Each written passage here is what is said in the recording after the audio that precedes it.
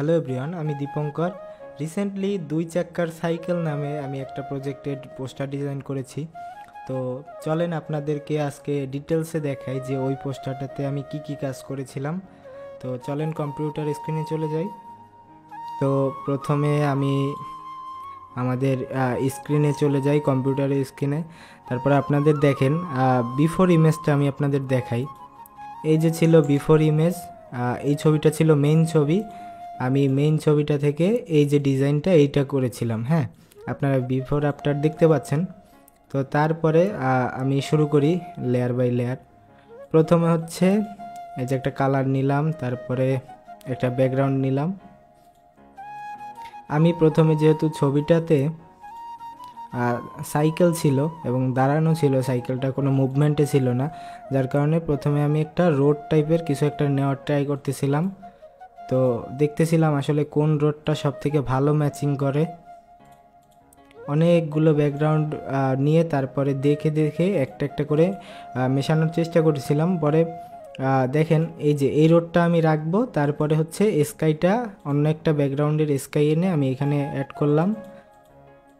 তারপরে এইখানে দেখেন অনেকটা বেশি মনে হচ্ছে হলুদ কালার পড়ে আছে, এটাকে রিমুভ করে দিলাম।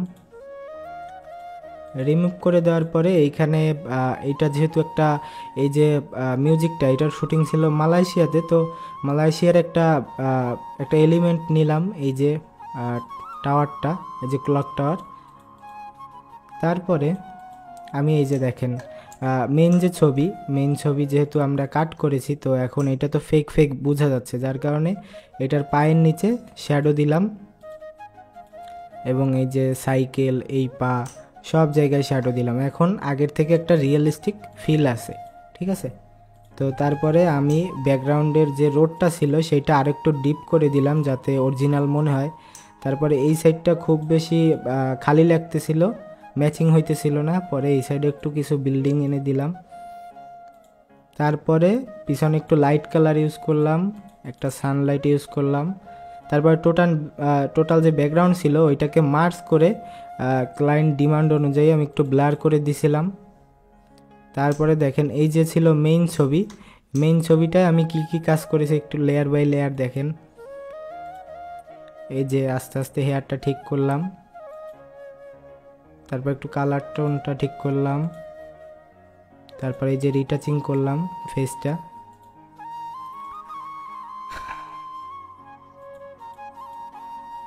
তারপর এই যে চাক্কার এই দুই সাইডটা একটু ডিপ করলাম দেখেন।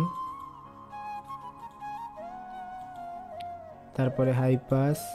তারপরে দেখেন এই সাইকেলের সামনে কিন্তু কোনো ফুলের ঝুড়ি ছিল না, আমি অ্যাড করে দিছি জাস্ট যাতে আরও সুন্দর লাগে, সিনেমাটিক একটা ভাইব থাকে।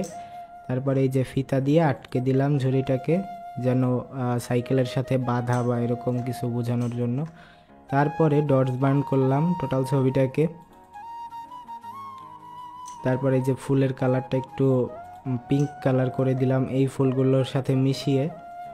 তারপরে টোটালটার উপরে একটু কালার গ্রেডিং করলাম।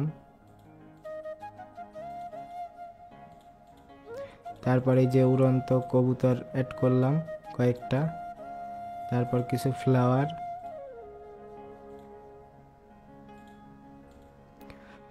কিছু ফুলের পাপড়ি উড়ে যাচ্ছে এরকম।